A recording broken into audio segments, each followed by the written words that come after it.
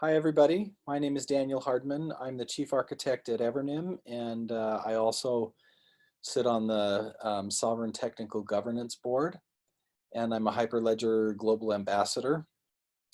And I'm heavily involved in verifiable credentials stuff in various ways. And so this webinar is about a subject that I love to talk about. I hope that you find it interesting. Verifiable credentials is a little bit of a mouthful. I don't know how many syllables that is, but a lot. And sometimes the technical aspects of the conversation cause us to have a little bit of a forest and trees problem where we get down and dirty in the details and we don't step back and apply very common sense principles. And all of us know things about credentials that we could profitably apply to this new discipline, but we may not realize it. So what I'm going to talk about here is stuff that I think will make a lot of intuitive sense no matter how technical you are. And it will cause, I hope, some good realizations about ways that we ought to change our behavior and ways that we ought to start talking about subjects that we're neglecting. And I think it will be a lot of fun. So with that, let me just dive in a little bit here. I want to talk first about what verifiable credentials are. I'm sure that many people on this call already know about this in great detail, but there may be some people who are a little bit less familiar with that specific term and what its implications are. So I'll just briefly do some level setting there so that we're all on the same page. And then I want to talk about what lessons related to credentials can we learn from the physical world. We have many hundreds of years of experience with physical credentials, and there's some real obvious things that we know about how interactions ought to work because of our battle scars there. So we'll talk about that. And then I want to talk about how we can apply these lessons in this new ecosystem that's developing and what we ought to do next. And we'll have some time for Q&A if I do the time management right. So relative to the first question, let's go back in time before the internet. That might seem like ancient history to some of our younger generation. Many of the rest of us remember times before this, but anyway, I don't know if it was quite this primitive, but the main way that people have interacted until the internet came around was a face-to-face style. And one of the first things that you'd ask people was, who are you? And people came up with ways to answer that question. They'd have special coins or wax sealed letters or things like that. And eventually the notion of physical credentials kind of became a standard thing. We had passports, driver's licenses, membership cards, and so forth. And those physical credentials are a big deal today. We use them all the time. They're important. But they have never had a good equivalent in the digital world. The internet came about, and even though people who were using the internet had driver's licenses and passports handy, they couldn't really use those to generate trust over the internet. And so we kind of had a gap in our experience. These credentials that we have become familiar with tend to come to us from organizations that we impute trust to. And we all understand approximately how they work. Sometimes there's nuances that surprise us, like one of my sons is currently applying for a visa to Kenya and discovered some requirements there that he didn't anticipate. But by and large, I think we know how this world works. And the problem is that it hasn't been obvious how to apply it online. And that's where verifiable credentials come in. So verifiable credentials are basically a digital version of the passport, the driver's license, all of those kinds of things. And we say that they're verifiable because it's possible to do certain kinds of tests against them to quickly determine their legitimacy in certain dimensions. you see there on this slide a list of the cryptographic superpowers, so to speak, that come with these types of credentials. We can find out who issued the credential, who it was issued to, has it been tampered with, has it been revoked, and all of this kind of analysis can be automated. And that is a step better than the way physical credentials have worked. So it's exciting to have this technology available to us. And the fact that it plugs a trust gap on the internet is super exciting as well. On the right in this slide is a triangle. We call it the triangle of trust. And it identifies 3 roles that are important in discussing verifiable credentials. The role of the issuer, which is usually, but not always, an institution. The role of the holder of the credential, and the role of the verifier. And the key thing to know here is that there is not any interaction between the issuer and the verifier. You do see some arrows where the issuer writes something to a verifiable data registry, which would be like a ledger, a blockchain. And later you see a verifier reading something from that. But the verifier and the issuer don't have to talk to each other. And that is also a key characteristic of the system. So roughly, that's how the verifiable credential topic can be framed. I'm hoping that everybody's comfortable with verifiable credentials generally. The last thing to know about that is just that there is a standard for one aspect of verifiable credentials. It's the data model. This says what kinds of data needs to be in a verifiable credential and how is that data represented relative, one field relative to another, what's their relationship and so forth. It doesn't actually specify the format of the digital file. It just specifies what must be in the set of data and relationships behind whatever format you happen to be using. Okay, so now I would like to turn my attention, given the verifiable credential context, to an interesting story. And this story is one that you could go read about. It's described on Wikipedia, for example. If you look up Carl Hans Lodi, you will find this story, and it's quite fascinating. The context was the days right before World War I began. There was a man who was a German, but he had lived in the United States for many years. He spoke English without an accent. And the German government could tell that diplomatic tensions were getting higher and higher, and that war was likely to break out. And the German Foreign Ministry actually arranged to steal through the mail a passport that the US consulate in Berlin was issuing to an American citizen. And this American citizen, Charles Inglis was his name, reported that his passport had been lost, but nothing was really done about it.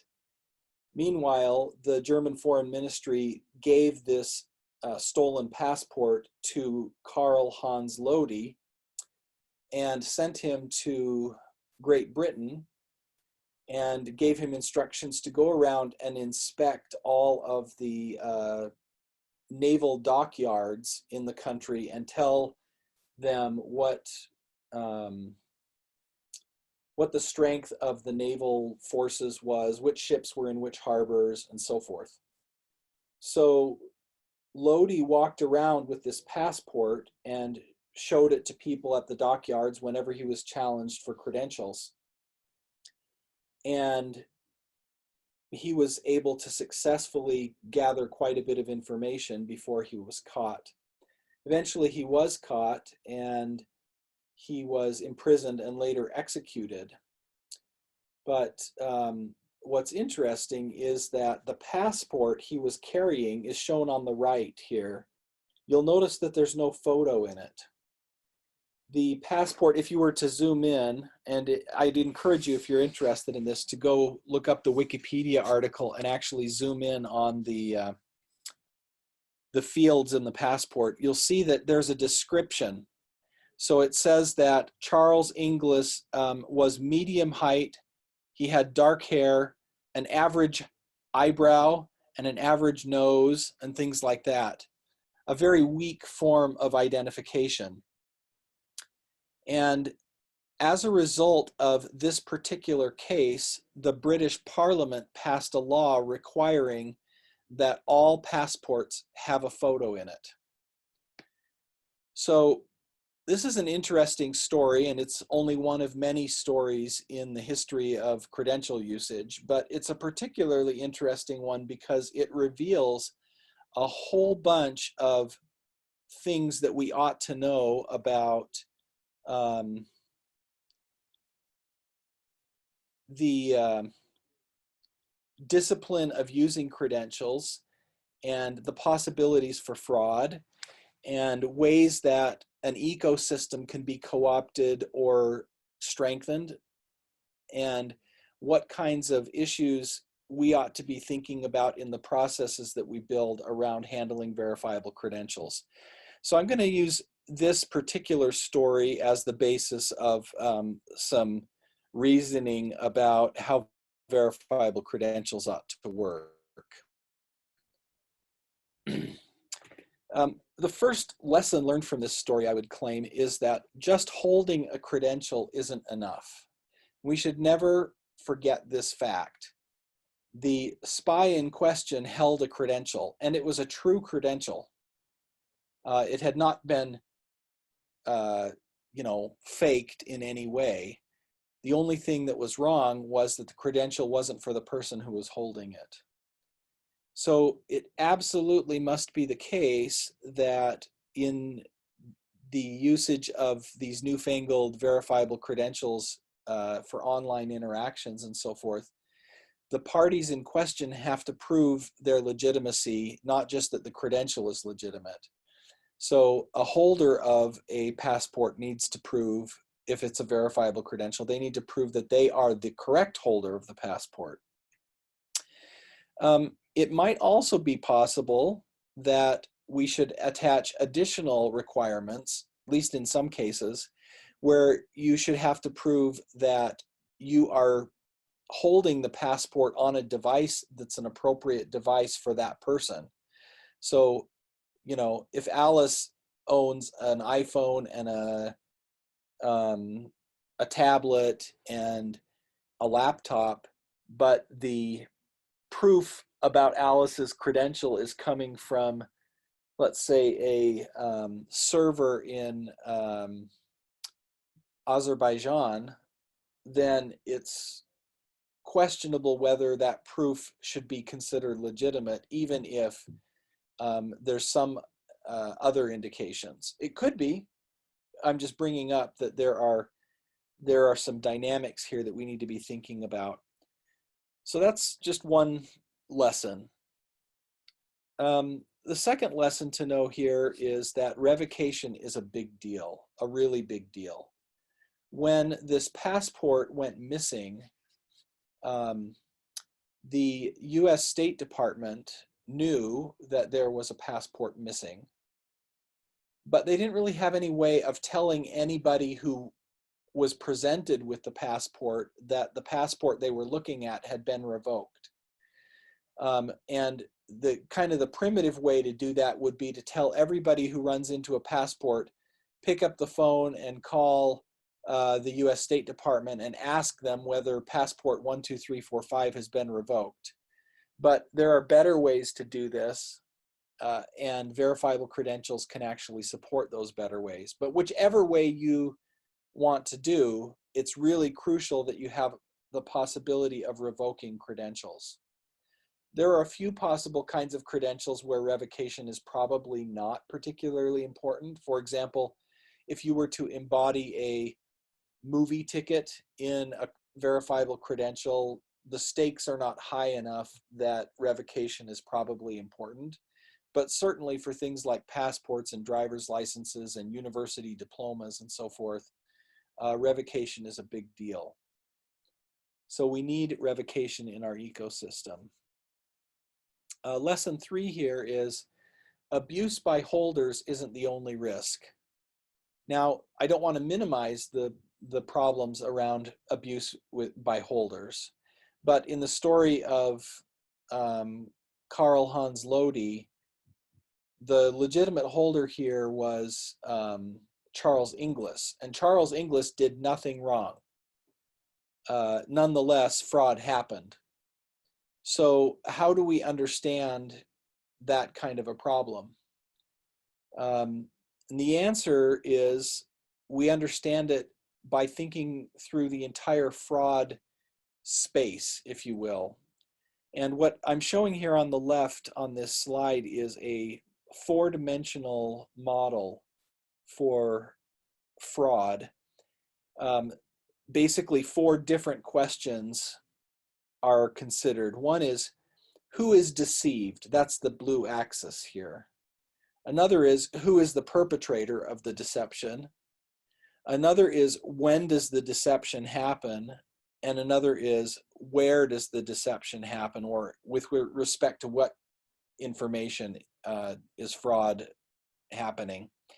And so you end up, for any given scenario, producing answers that characterize it on each of those four dimensions. And if you think through all the possible people that can be deceived, and all the possible perpetrators of fraud, and all the possible points in the process when you could do the fraud, and all the possible information or topic scopes that the fraud could target, you end up with lots and lots and lots of different fraud variations. This is the subject of Ares RFC 207 Credential Fraud Threat Model. And if you're interested in that topic, I encourage you to go read that document. So that was lesson 3. Lesson 4 is that diffuse trust is important when the stakes are high. What I mean is you need to have multiple ways of gaining confidence. And this is something we're all quite familiar with already.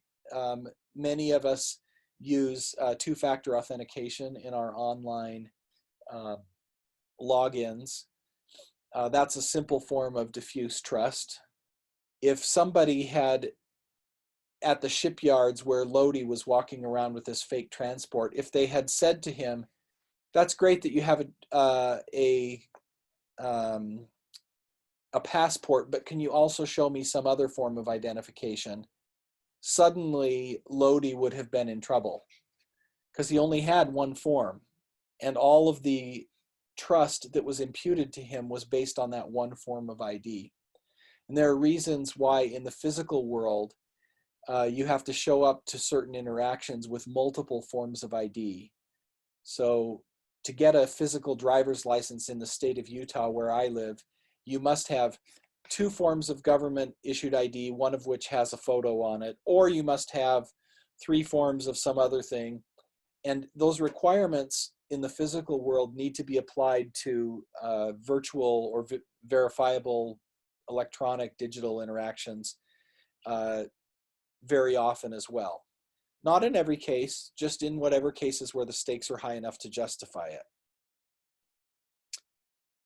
And a 5th lesson to learn here is that planning and governance matter quite a bit. There hadn't been any plan where people at naval shipyards in the UK were trained extensively on what kind of verification procedures to impose. At least I'm not aware that there had been any such plan. If there was such a plan, then the plan was flawed, but I suspect it was more a lack of planning. And so we need to think very carefully about what are the proper standards for particular interactions. And then we need to write those standards down and clarify them and get everybody to nod their heads and say, okay, yes, when you are doing a mortgage and you're trying to do it remotely, these are the standards that apply. And I think there are industry groups in many cases that are answering these questions, but they haven't translated their answers into verifiable credential terms yet. So whatever the mortgage industry says about proper standards of authentication of a buyer or a borrower, I guess, that needs to be translated methodically into verifiable credential terminology, so that we know that correct behaviors are applied in this brave new world. A sixth lesson here, I think, is that issuers need to have robust processes. So there's a difference between, let's say, Harvard or Oxford University with a very carefully built issuance system that the IT department has studied and thought hard about, and invited a security auditor to come in and study to make sure they didn't make any mistakes, and a Harvard or Oxford issuance that got slapped together by one IT guy on his lunch break while he was eating a sandwich. And it's not, so what I'm trying to tease out is there's the reputation of the issuer for having good data. That's important. That's the difference between Harvard and Oxford on one hand and Podunk University on the other. But there's also the reputation for the process at the institution, and the process needs to be robust.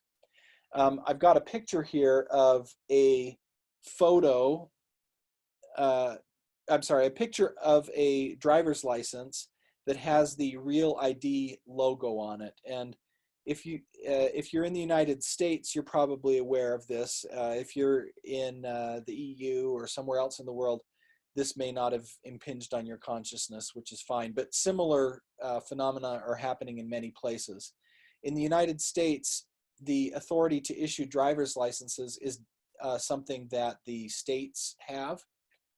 And some states have better processes for vetting people and making sure that the people show up with correct identification before a driver's license is issued compared to other states.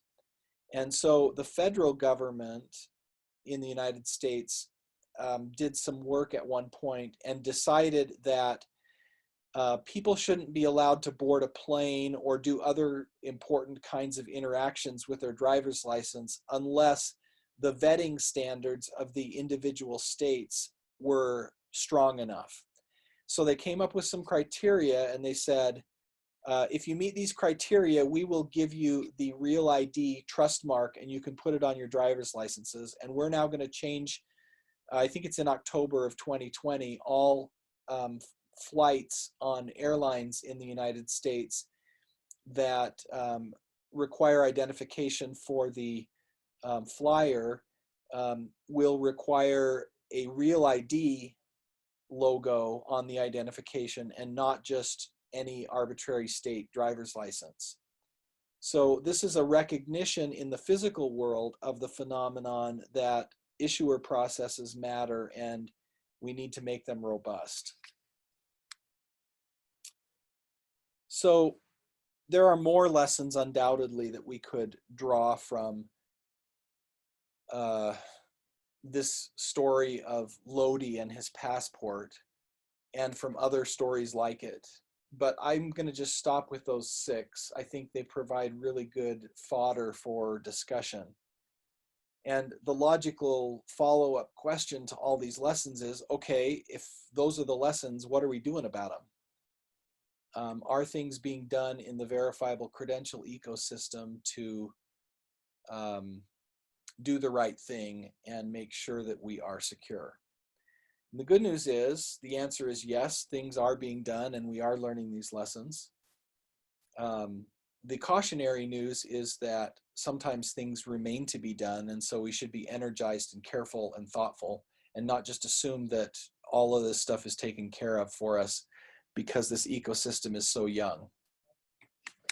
So let me go and give you some examples of specific things that we are doing.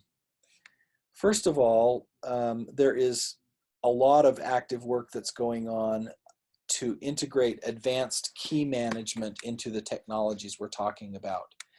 Key management, of course, would be the thing that prevents somebody from stealing somebody else's secrets or credentials. And so if you do key management right, this will have a big impact on how much trust is achievable in the ecosystem. This slide has three particular RFCs that have been written to describe various aspects of key management. There's more. I just picked three that were the most important. And then on the right, there's logos for wallets. There's different applications that are being developed that have wallet technologies, the technology to manage secrets in very carefully thought out ways. Evernym's wallet, of course, is called Connect.me, which is the logo that's in green and white there. There's some links at the bottom of the slide if you want to go learn more about these RFCs and how the wallets built from these RFCs work underneath. But having advanced key management available and in the hands of ordinary people who don't want to worry about the details, they just want an app that does the right thing. Having all of that stuff kind of baked in to the foundation layers that these apps are built on is a big deal. I want to talk a little bit about some things with respect to advanced key management that make Sovereign and the Sovereign ecosystem and the Evernym technologies a little bit unique. So what I want to say here applies to any technology that's built on top of Sovereign, whether it's Evernym or one of Evernym's competitors, but it does not apply to technologies that are outside the Sovereign envelope. You'll notice on the left side of this screen here, I have two puzzle pieces. And let me go back for a minute and show you, oh, I guess I didn't. So there's, one of my slides has 4 puzzle pieces. I want to figure out which slide that is. Let me see here. Did I get, oh, this is the, okay, so this is the 4 puzzle piece slide. There's 4 different things that Sovereign requires you to control in order to prove something with a credential. One thing is the credential itself. You have to have that. You have to have keys that you know, control the DID you're using. You have to have an authorized device, and you have to have a linked secret. So remember those 4 keys as I now jump forward a bit to talk about how proving is managed outside the Sovereign ecosystem. If you were going to impersonate Alice or Charles Inglis as Carl Hans Lodi outside the Sovereign ecosystem, you only need to control 2 puzzle pieces. You need to control credentials, and you need to control the keys for a DID. Now, typically these 2 pieces are stored on a wallet, and so if you manage to get a hold of a person's phone, you have both of these pieces. So once you have the phone, either it's already unlocked because they didn't use a strong password, or you can see the oil track of their fingerprint on the glass of the screen and it's easy to unlock, or maybe you do have to do a bit of work to hack into it. But if you can get the data off the phone's storage, you will have the credentials and the keys, and then you can use the stolen identity. But inside of Sovereign, there's 4 puzzle pieces required, and this increases, this is basically one of the principles of diffuse trust that I talked about earlier. It increases the bar for a hacker to the point where it becomes much more difficult. If you steal somebody's phone, you do have the credentials and you do have the keys. you might have the link secret depending on how the link secret management in the phone is configured. But very quickly, you will not have a device that that person authorizes, because that person can use a technique called agent authorization policy to go and declare that device unauthorized for them. And so it won't matter that you have the credentials and the keys, or even the credential, keys, and link secret, if you don't have an authorized device. So that's a nice protection that Sovereign offers, and it's an example of the Sovereign ecosystem trying carefully to apply the lesson of diffuse trust.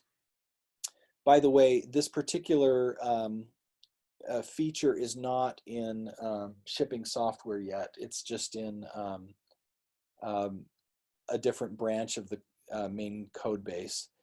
So it's waiting to be moved in. But I'm excited to see it come to fruition. It will be really nice. We're also providing process and accountability with governance frameworks. And these are the things that I mentioned in one of the earlier lessons learned, where you write down all the rules and clarify the expectations of every party that's interacting in an ecosystem. And there's two photos or two graphics that are on this slide. One is a picture with the little girl. This is an example of a written document that kind of embodies all of the knowledge around interactions in a refugee camp. So you can go read that document. It's not very long. It's about 2 pages long. And once you read it, I think you'll come away thinking, oh, this isn't very mysterious. And I can see the kinds of questions that have to be answered. And I could probably give reasonable guesses about good answers in my problem domain just from studying that example.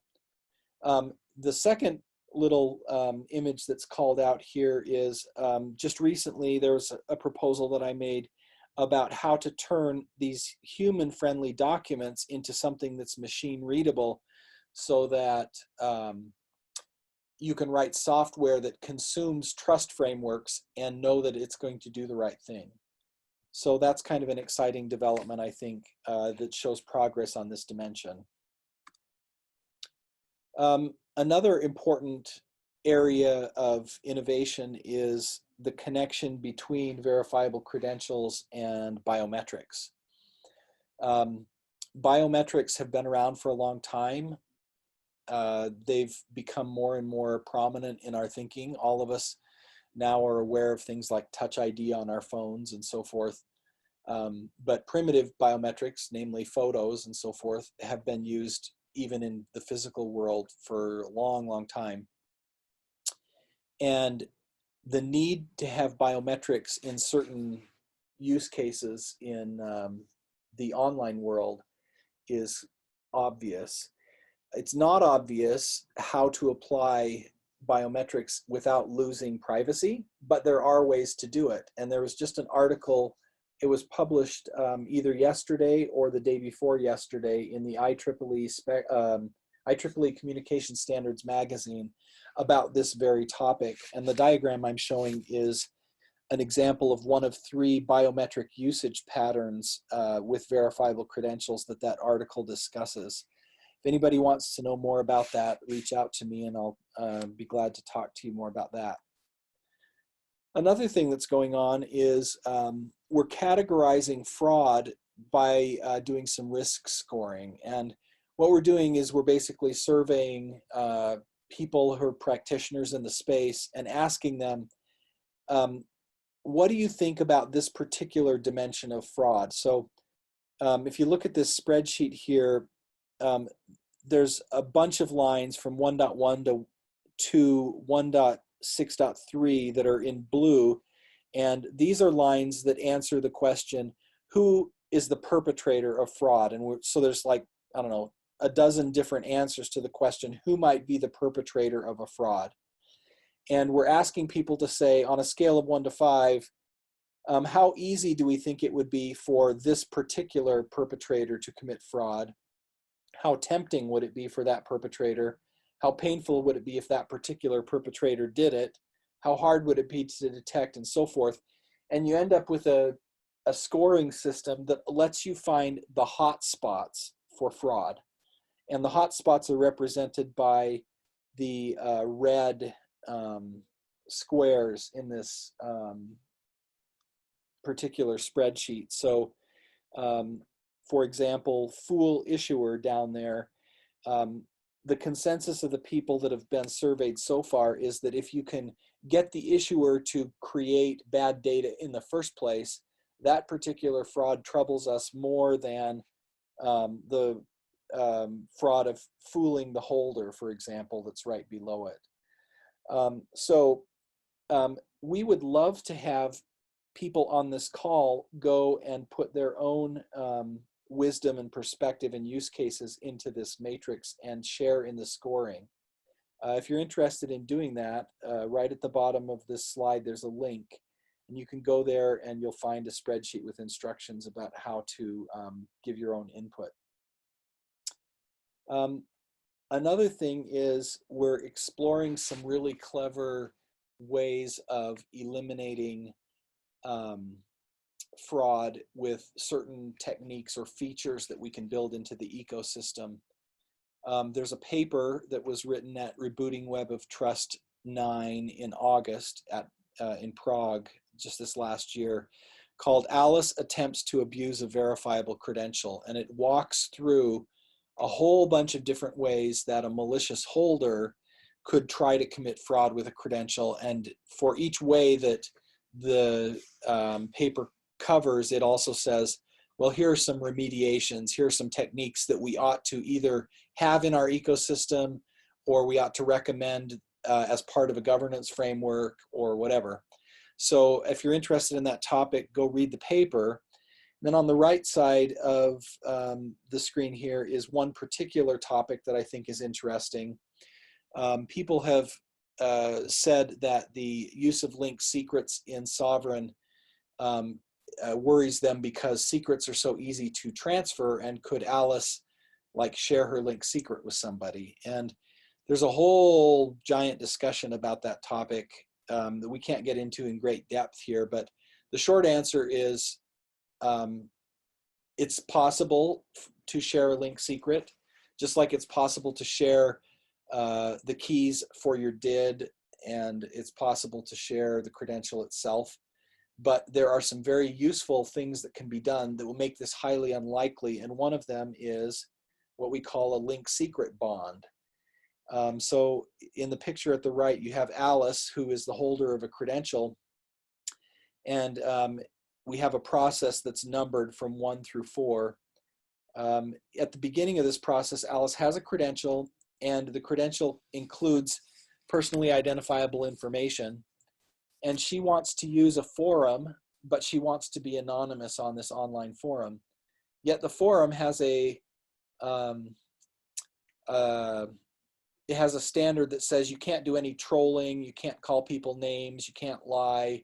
And if we catch you being disreputable, we want to give you consequences. So there's a tension. Alice wants to be anonymous. The forum wants to hold Alice accountable. How do you do that?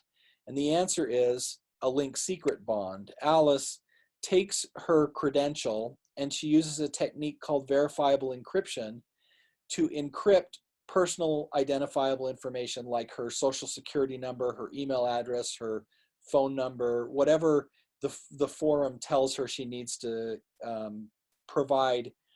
And she encrypts that and gives the encrypted version of that information to the forum. And the forum can tell that the encrypted data that they're holding is the right data because this is verifiable encryption. That's a specific technique that lets you prove properties about what's encrypted without actually disclosing the data. Then Alice takes the key that she used to encrypt this stuff and she gives it to an escrow service. Okay? So now, if Alice misbehaves, the forum can take evidence of her misbehavior to the escrow service and say, this particular user that's currently anonymous has been insulting people right and left, and we need to hold them accountable. and here's the proof, and the escrow service says, okay, we will take the key and we will decrypt Alice's personally identifiable information, and now we know who Alice is. As long as Alice doesn't misbehave, she can be anonymous, but she can also be held accountable. There are techniques like this. This is not the only one, but you can see how that drastically changes the incentives that Alice has. And what's interesting is any party in the ecosystem that can show Alice is misbehaving can confiscate the link secret bond, and other parties can know whether a link secret bond has been confiscated, which means that if Alice shares her link secret with somebody who's doing something nefarious with it, that nefarious person will say, thank you very much for sharing your link secret with me. I'm now going to do my nefarious thing. And oh, by the way, I'm also going to go take the link secret bond away now that I know what it is. And so if the link secret bond is money, or if it's Alice's privacy, she loses that by sharing it a single time with anybody nefarious. So this actually helps you know that the link secret hasn't been shared, even though it's still kept, it still keeps you in an anonymous state. I'm about done here. We also are improving the revocation mechanism that Sovereign has had. Sovereign was the first ecosystem to have good revocation mechanisms that I know of in the verifiable credential space, but Sovereign's mechanism is still a little bit heavier than we'd like. So the AnonCreds 2.0 work that is partially complete right now gives us a much lighter weight revocation mechanism. I think I'll stop there and just say that lots of cool things are being done to apply the lessons learned. And if you want to find out more, please talk to people at Evernym. We are involved in many of these efforts and would be happy to tell you more about them.